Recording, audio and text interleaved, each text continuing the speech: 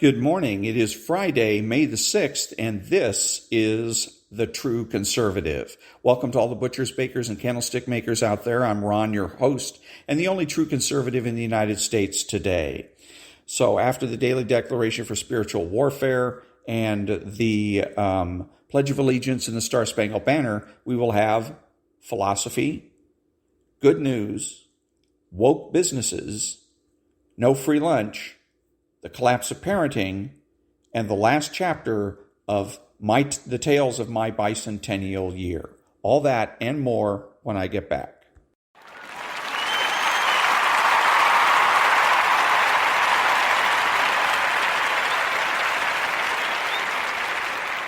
Thank you. And now the Daily Declaration for Spiritual Warfare for May the 6th.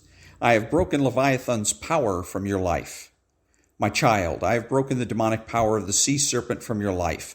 I have caused all his demonic little demon fish to stick it to his scales as I brought him up out of the midst of the sea and cast him into the wilderness to lie in the open field as food for all the beasts of the field and the birds of the heavens. The rivers and seas belong to me, and I will make utterly waste and desolate the places where his evil power has dwelt.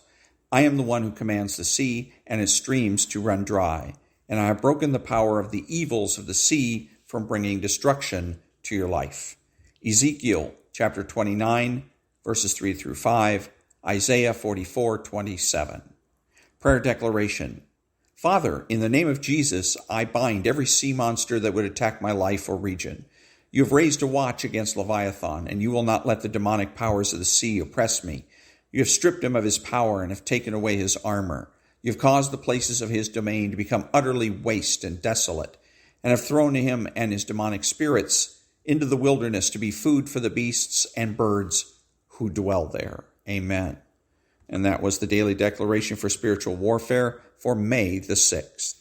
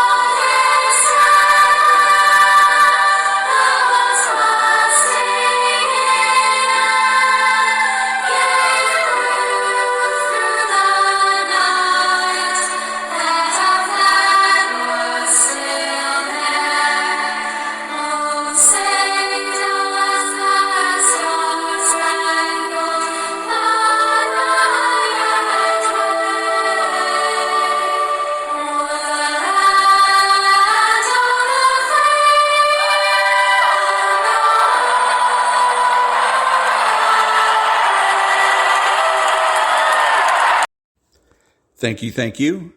Who is the true conservative? He is religious. He is patriotic and uses common sense. He makes judgments, refuses to speculate, speaks clearly and definitively, and is not afraid to say no. He's open-minded and asks why rather than why not. He is consistent, credible, and influential, not ashamed of his existence, unafraid to learn or correct his mistakes. He is a normal American.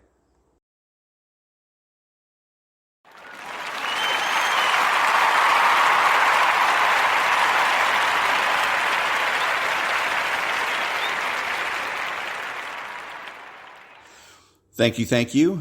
philosophy. As Ayn Rand noted, everything we do is rooted in philosophy.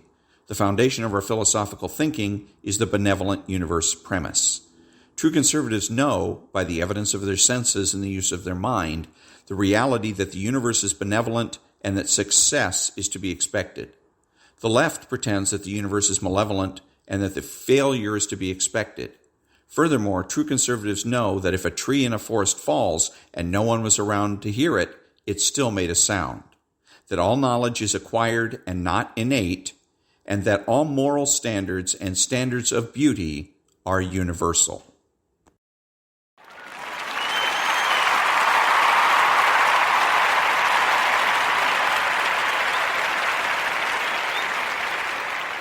Thank you.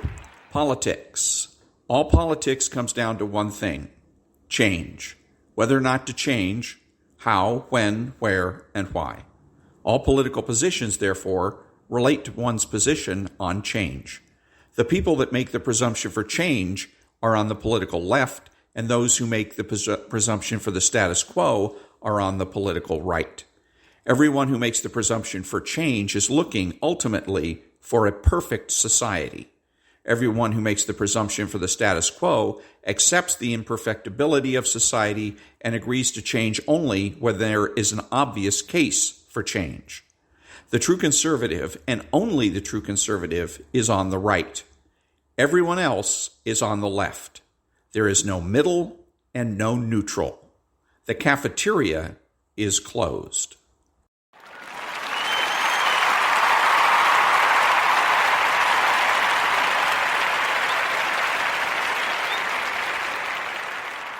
Thank you. Government. All governments are about securing rights. In the case of tyrannical governments, the rights of the government. In the case of democracies and republics, the rights of the individual. It's one or the other, not both.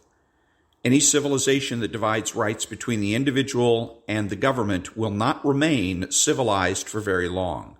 The society will become paralyzed and vulnerable to threats from within and without. See Rome.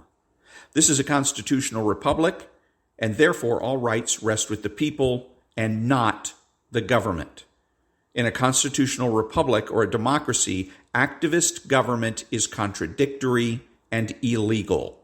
Activist government presumes a government that has rights: the right to arrest, prosecution, conviction, and incarceration.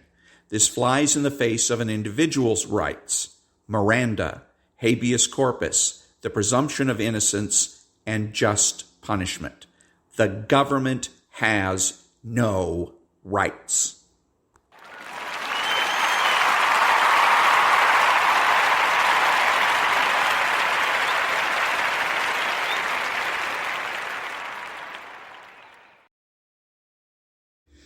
Thank you. So some good news that it looks like George Gascon's recall is going to go on the ballot. It's they need 500, I think it's 500,000, over 500,000 signatures. And so far they've got 400,000 signatures. And even more importantly, they've raised $6 million. So the $6 million is important because for any ballot initiative, you once you get it on the ballot, then you have to spend money advertising it. So if you don't have any money in the bank at that particular point, then all the signatures you've gathered are kind of a waste of time. So it's absolutely outstanding news. You're probably not going to hear much about this on, as a matter of fact, I doubt you'll hear it at all on the Dan Bongino show and Hugh Hewitt and places like that, because they're too busy talking about what a liar Jen Psaki is. They're too busy demotivating their audience. So here's at least one piece of good news for conservatives and for Republicans, is that George Gascon looks like, because the conclusion already is that once this gets on the ballot, it's just a foregone conclusion that George Gascon is going to get recalled, that so many people want him gone. There are, and it is amazing that there's city councils that have put up no confidence votes in George Gascon. There are people that refuse to go to him with their cases, and instead they're taking their cases to the federal government to let the federal government prosecute the case. And again, Mr. Gascon doesn't seem to learn. He had an issue with the what was going on with those stars, comedians and whatnot at the Hollywood Bowl, and somebody ran on stage, tackled them. They had a weapon of some sort. And George Gascon gave it to the city attorney because he's not going to file a felony charge on this particular issue. So everybody else, I mean, witnesses up, it was on camera. There was actual physical witnesses at the place, on stage and in the audience, that saw this go down. And yet Mr. Gascon says there's not enough evidence to file felony charges against the suspect. So the city attorney is going to have to file misdemeanor charges against him. So again, Gascon is, it's all this is about is one man rule, dictatorship, period. He has decided, he alone has decided what's best for the county and perhaps the state of California. And so he's going to go and do those things, whether they're legal, whether they're moral, or not. And so what a better reason to get rid of this guy than that. And again, he's been sued by his own deputy district attorneys. And yes, it makes me feel much, much, much better that Mr. Gascon is going to be leaving. Again, we have to thank Miss Lacey. Okay, the previous office holder who had the job before Mr. Gascon, we have to thank her, sarcastically, for forcing Mr. Gascon on us, because if it wasn't for her and her stupid husband pulling a gun on some demonstrators that showed up to their door and showed up to their house, Gascon would not have won. It was a very, very, very close election, and Gascon won just barely skinnied by. But because if Jackie Lacey's husband had done what he was supposed to do, which is, or her, if she just picked up the phone, called the police department and said, get these people out of here and do it now. I mean, she's been in office. She understands what this is all about. The reason the protesters there, that you know it. You know what they're there for. They're there to provoke a reaction. And her stupid husband went ahead and pulled a gun on these people, and now we have the likes of George Gascon. Thank you, Miss Lacey. And remind me not to vote for you in any election, any further elections ever. I hope that your political career is ruined, because that's what you and your husband deserve.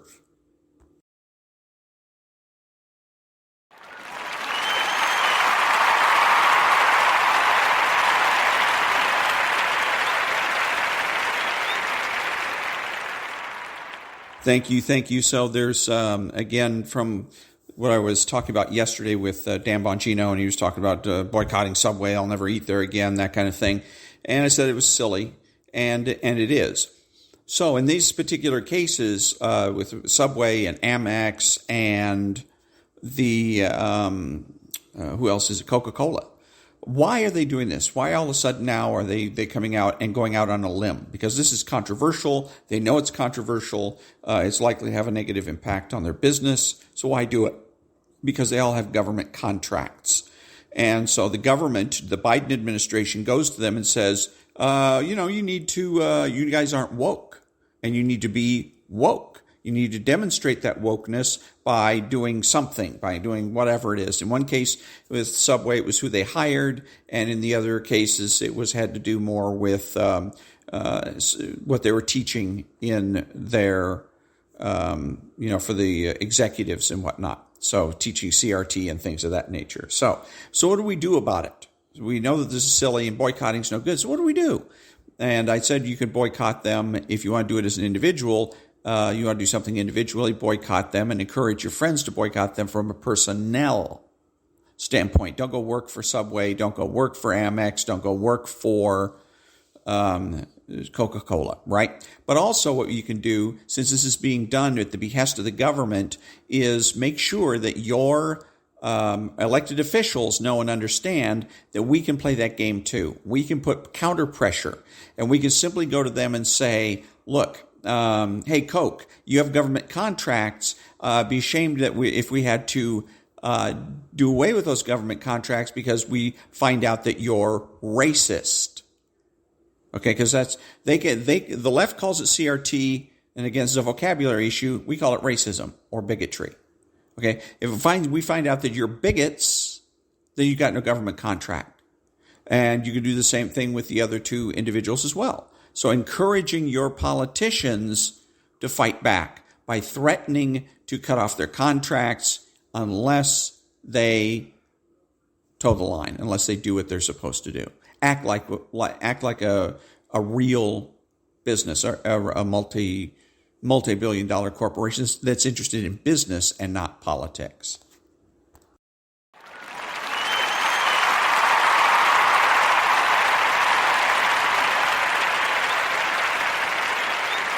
Thank you.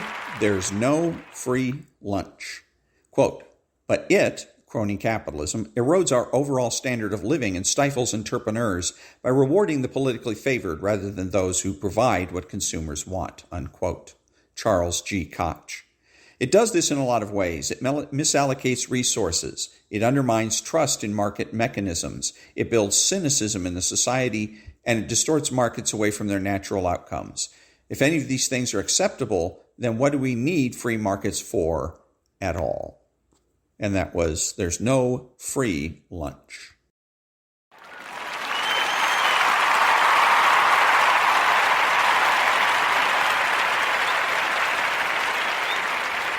Thank you. So now the book, The Collapse of Parenting, and this is the chapter that is all about, this whole section is about solutions to the problems of misparenting children. And so this one is about teaching humility. In every era and in every culture, warnings abound regarding the errors to which that culture is least prone. In puritanical eras, pastors preach about the dangers of indulging in the flesh. In indulgent eras, TV talk show hosts warn about the dangers of Puritanism. In an era of walk tall and stand proud, it takes courage to teach humility, and it won't earn you many friends.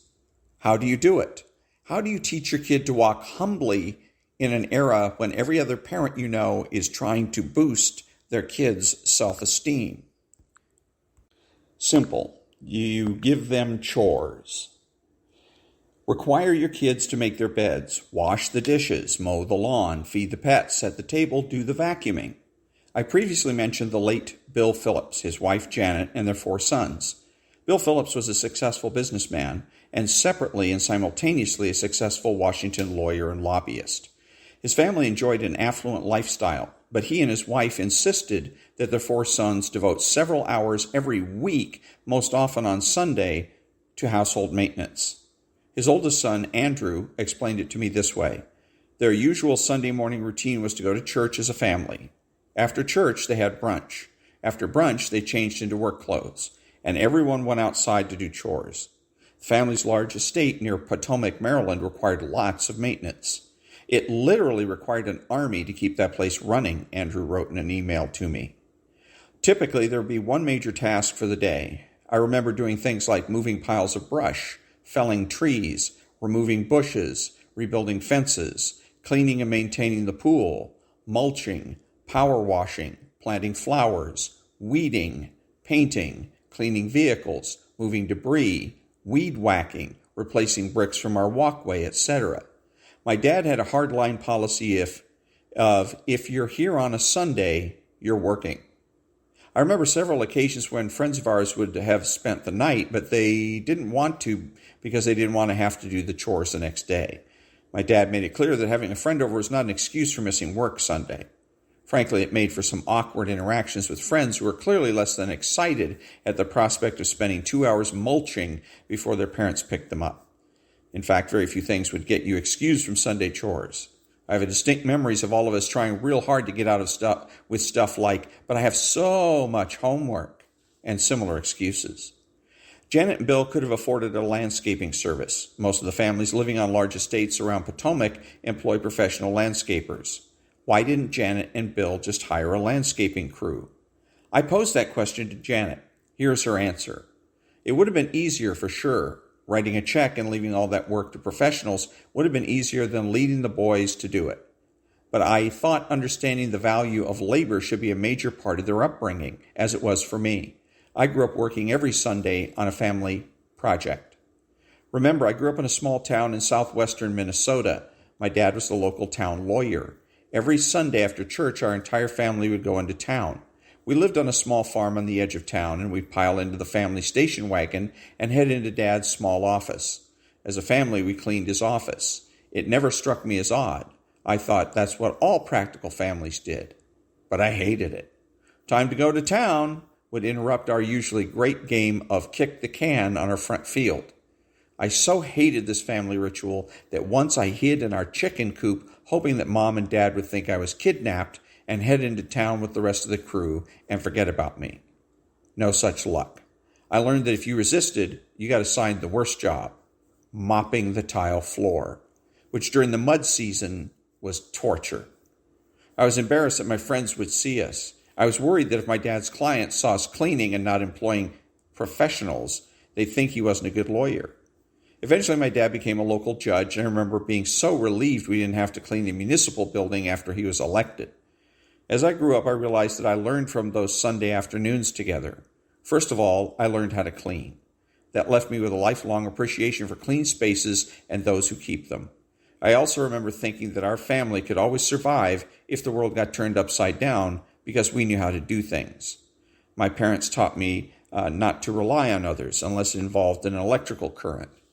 Our family Sundays were also the source of many, many of our favorite family stories because we were all together. I wanted my boys to know the same strength. Life is not so scary if you know how to do things, even simple things. Some parents, especially affluent parents, have told me that they are happy to hire a housekeeper, a landscaping service, or both. They would rather have their child devote their time to schoolwork or extracurricular activities rather than household chores. I think those parents are making a mistake. You can hire a landscape service, I suppose, if you must, and if you can afford it, but you must still require your child to do some household chores. By exempting your child from all chores, as many affluent American families now do, you are sending the message, your time is too valuable to be spent on menial tasks, which easily morphs into the unintended message, you are too important to do menial tasks. And that unintended message puffs up the bloated self-esteem that now characterizes many American kids. I see it often. And that was part of Chapter 7 from the book, The Collapse of Parenting.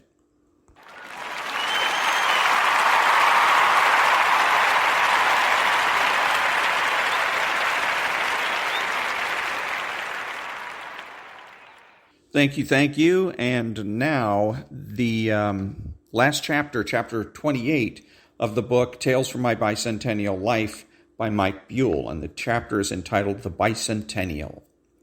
The big day was finally here. It would be hard to top Frontier Town, but that was a distant memory now. We had to get to town center by 9 a.m. for the big parade. The parade was 9 a.m., but my dad had us there at 8 a.m. to get a good spot. We set up in the park next to the church. We had lawn chairs and blankets. After the parade, the town had set up a little fair thing in front of the post office. After a while, Mike C. and his family showed up and took a spot right next to ours. The adults started talking. Mike C. and I wanted to go and check out what they were setting up for at the fair, so we asked if we could go over. It was only a little ways away. Amazingly, both sets of parents just said, go, stay out of trouble, and be back for the parade. We were psyched. Somehow it was appropriate that on the 200th year of our country's freedom, Mike C. and I had freedom to roam around the town. We ran over to the parking lot in front of the post office. The people were all busy setting up for the fair. They had a little Ferris wheel, some other rides, a dunking booth, ring toss games, and a bunch of other things. There were also a bunch of people dressed up as patriots and such. We asked one of the guys who was being dunked what was going on. He had no clue, but someone else said anybody can be dunked. You had to pay $1 for 3 balls to shoot at the target, and the person you wanted to dunk sat on the bench. If your ball hit the target, the bench collapsed, and into the water he went. We meandered around town a bit more, watching everybody line up for the big parade. I really didn't know what to expect for the parade, but it was bound to be different and exciting, because nothing really ever happened around here. We made it back to our spots a little before 9, and huge Gene and Brad and the rest of the Tidwells were there. As it turned out, all the adults were on one blanket area talking, and all the kids on the other 2. I'll hand it to Dad, he picked a nice spot. We were under some trees that had some nice shade, and we were right next to the road, waiting for this parade. We saw red lights flashing, and the adults jumped up and said the parade was starting. Down the street was our old friend, Sheriff Andy Taylor, driving a sheriff car with lights blazing. Occasionally, he would blare the siren. He was in love with himself. Turning on the siren, waving to everyone. When he saw us, he pointed his finger right at us and yelled out to behave. Nice, I thought. Just what every kid needed, the town sheriff telling him to behave at the parade. Behind the sheriff were the veterans of the wars we had fought. The dads told us all to stand up, salute them, and clap. Some of these guys looked pretty old, just wearing hats. Others were in full uniform. Some veterans from the Vietnam War wore tie-dye shirts. We all saluted and watched them go by. Everywhere they marched, a new round of applause would start up. Dad said those guys were true heroes who put their lives on the line for all of us. Keep in mind that Gansevoort was a pretty small town at the time. After the veterans came a lot of tractors. Yes, tractors. Bill Campbell and his family were all driving one, big ones and small ones. Then came a bunch of people dressed up as colonials. I saw Ben Franklin, George Washington, the whole gang. The best part was a bagpipe band. They came marching down, all looking sharp and in step. The drummers in the back started first, and then the bagpipers began playing. They sounded awesome. The finale was the fire trucks. They had big giant ones, smaller ones, paramedic-looking ones, ambulances, the whole works. All of them had siren lights and whistles going. Some of them were tossing out candy to us kids. I never saw bigger fights for a Tootsie Pop as when a free one is tossed out of a fire truck in front of a group of kids. With the parade over, my dad wanted to pack all the chairs and blankets into the wagon. So we did all that and then headed over to the fair. Huge Gene, Brad, Mike C., and I wanted to go off by ourselves. We managed to obtain permission from all the parents. We ran away as quick as we could. We ran into the hated Third Streeters and Bobby Donlin, who was nice enough to tell me how great his new radio was. I ought to punch you, I said. Bobby just brushed it off and moved on. We saw a bunch of bigger kids coming out from behind the post office, all soaking wet. We knew they had been to the big hole, but that was out of the question for us. We saw Father H. milling around. He waved and asked us how much fun we were having. We tried to get him to let us put him on the dunking booth, but he was having none of that. That seemed to become our obsession now, getting to throw at someone we knew in the booth. For a while, they had some lady in the booth yelling things at everyone passing by, basically insulting them into throwing at her. No one was taking her up on it, though. Our dads came around, and we begged them to do it. Finally, Mr. Tidwell said okay. He went right to the booth guy, and he let him in. Mr. Tidwell pretty much took up the entire space in the booth. Huge Gene wanted first dibs. He paid his $1 and got 3 softballs. He had to stand pretty far away behind a yellow line painted on the pavement. Huge Gene got into his best catfish hunter stance and threw a hard, fast one, but it missed the target. Mr. Tidwell decided to egg him on now. You don't have the stones to hit that target, he yelled to Gene. Gene bore down now. Threw his second pitch, just missing on the top of the target. Last pitch for Huge Gene. He was starting to sweat now.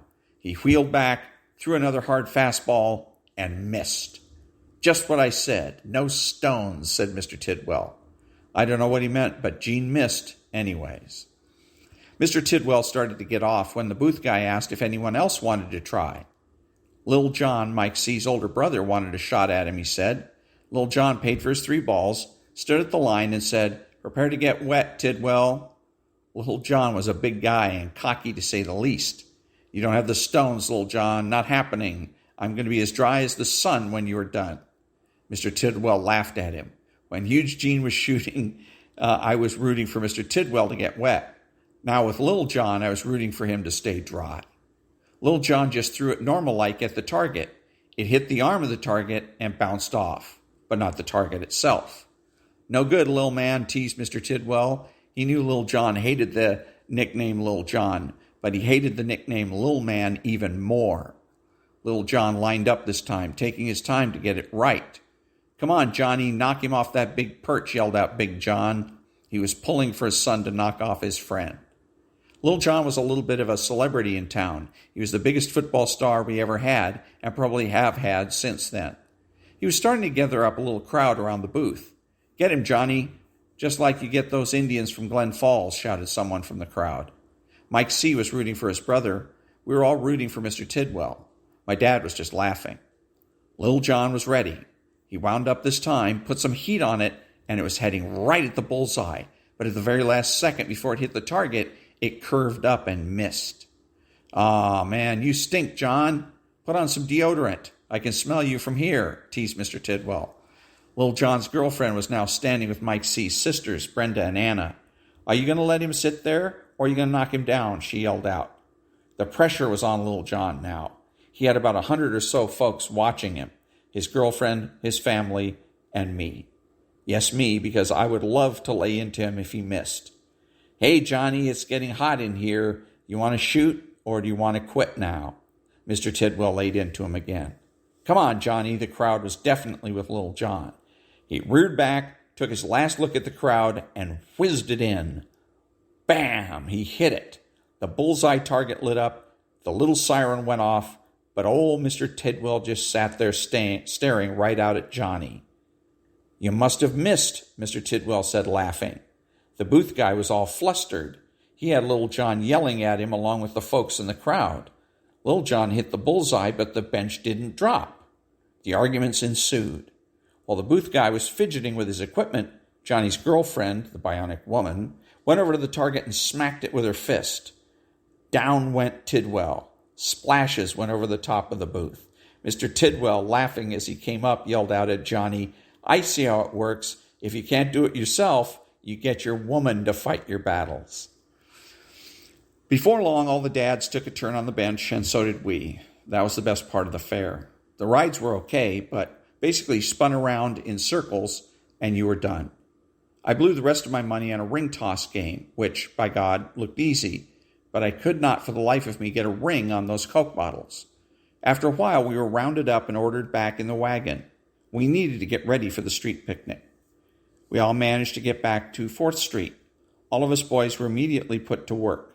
We were ordered to get everyone's picnic tables from their yards and set them up right in the middle of the street. Pretty soon we had that done. The dads were busy setting up all of their Weber charcoal grills on the side of the tables away from the wind. Then Mr. Tidwell told us to put the barricade up at the end of the street. We ran down to the Tidwells, and Mr. Tidwell had borrowed this barricade thing from work. We each took a hold of a piece of it, and then we had to try and figure it out. After a while, we got it. When we were done, it looked like 2 big sawhorses, but it did the trick. The dads did not want anyone driving down and running anyone over while we were all out on the street. After a while, the picnic was cruising along. We had plenty to eat, along with plenty of soda. We were basically free to run wild. Big Russ had managed to get some firecrackers from somewhere, and more importantly, he had a lighter. We decided the best place to light them off would be down at the swamp in the sand pit. We raced down there real quick. We set a few off, and that was okay, but a little boring. Then Huge Gene came up with the idea of blowing up frogs. So we began catching frogs. Once you had a frog, the hard part was getting the firecracker in its mouth. Once you did that, you had to light it before the frog hopped away. I think we managed to blow up one frog, and even then I'm not sure because he jumped back into the swamp when it went off. We figured we better go up to the picnic and make an appearance before they figured something was up without us there. We ran up and checked in. Nothing much going on. The moms and dads were all sitting around and talking and laughing. The little kids were playing something in our yard. "What are you boys up to?" "I heard some firecrackers." "Hope that wasn't you." "No trouble today," said my dad to all of us. We just said, "Yeah, no problem," and figured we better find something else to do. By now, the sun was just starting to go down, and we could see the fireflies lighting up. We had a long time until Mayor Bill Campbell's fireworks, so we asked if we could go into the woods and collect fireflies. Permission was granted. You almost got the feeling they wanted you gone, but whatever, off we went. We needed a glass jar for fireflies. The goal was to get as many as you could into your jar and use it as a lantern. The flies like to hang out right around the birdberry bushes just at the beginning of the woods. They weren't that hard to get. The trick was to get them without squeezing the light-making body part. You had to sneak up on them and pinch their wings together. They must not be that fast if we could all catch them. Before you knew it, we were all filled up with fireflies in our jars. Out of sheer boredom at this point, and knowing we would not be missed, we decided to take a little hike through the cornfield and check out how cool our little valley looked. We came out on top of Sled Riding Hill and looked down. With the sun setting over the valley, the sunlight was bouncing all around off the trees, the creek at the bottom. It was pretty cool just sitting there. Big Russ, who was older than all of us, announced that he thought he was going to be moving later this summer, that his dad took a job in some other city. He was pretty bummed out. He said his dad never really felt like he fit in with our dads, but Big Russ sure felt we were his best friends. We felt the same way.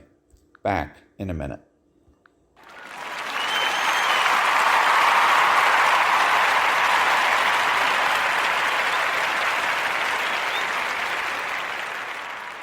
Thank you.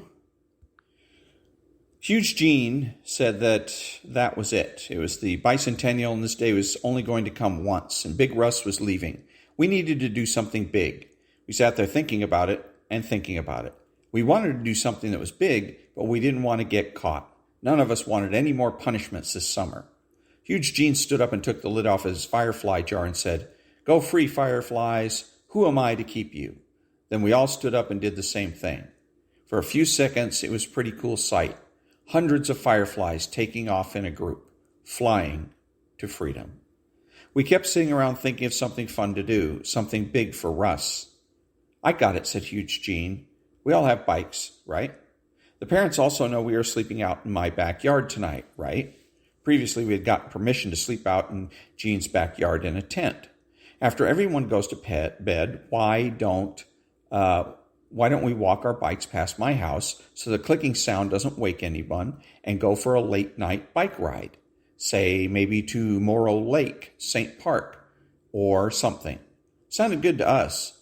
How about Morrow Lake Street Park? We figured at this point we better get back for the fireworks and put our plan in motion. We ran up to the picnic and the moms asked us what was going on. Nothing, we said, just waiting on the fireworks. We quietly moved our bikes to Gene's backyard out by the tent.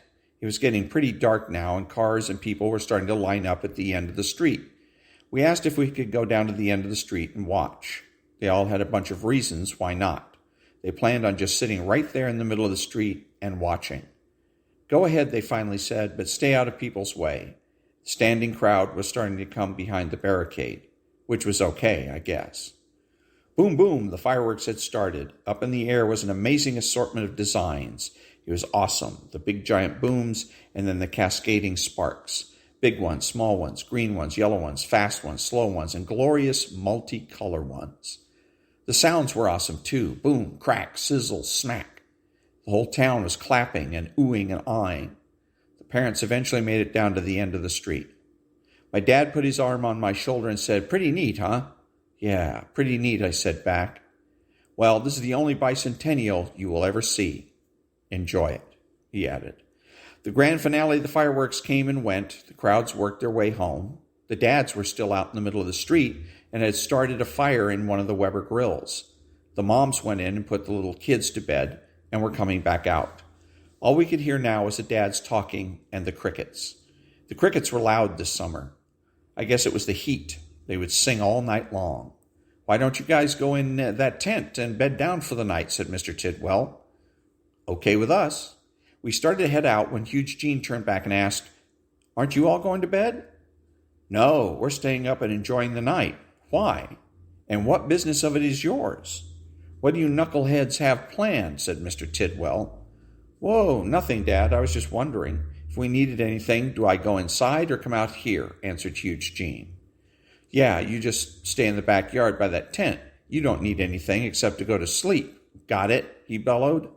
We're all set, Gene answered, and retreated back to us. We slinked away back to the tent. We piled in the tent, all saddened by the news that the adults were staying up. Now we would have to outlast them. So we sat around talking, playing cards, BSing. We ran recon missions out to the front yard to see what was up. They were still out there laughing and chuckling. In a way, good for them. They knew they had some time now to relax and enjoy each other's company. We never did make it out that night. The adults outlasted us. To this day, my parents and most of the neighborhood have stayed right there, enjoying each other's company for over 40 years. Something to be said for that. Me, I was in a hurry to leave that small town. There had to be something bigger and better out there, and I had to see it. Gene and Brad still live in the area. Mike C. is out in Kansas or somewhere. Big Russ is somewhere. I really don't know. You know, I tried and succeeded in getting out of that small town, and now I wish I was back. There isn't another place in the world where you had the feeling that nothing bad was going to happen. All you needed to do for fun was create it. A place that was full of love and security. I only hope that I've created the same, or close to it, for my kids. And that's the end of the book. That's the last chapter, the end of the last chapter. And about the author, we can do this one. Michael Buell lives in Rochester, New York area. His wife Lisa, daughter Sarah, and son Matt are settled into their own version of Gansevoort in Victor, New York. Michael is an accomplished marketing executive who enjoys writing about his life experiences. And so that is the end of Tales from My Bicentennial Year by Michael Buell. Back in a minute.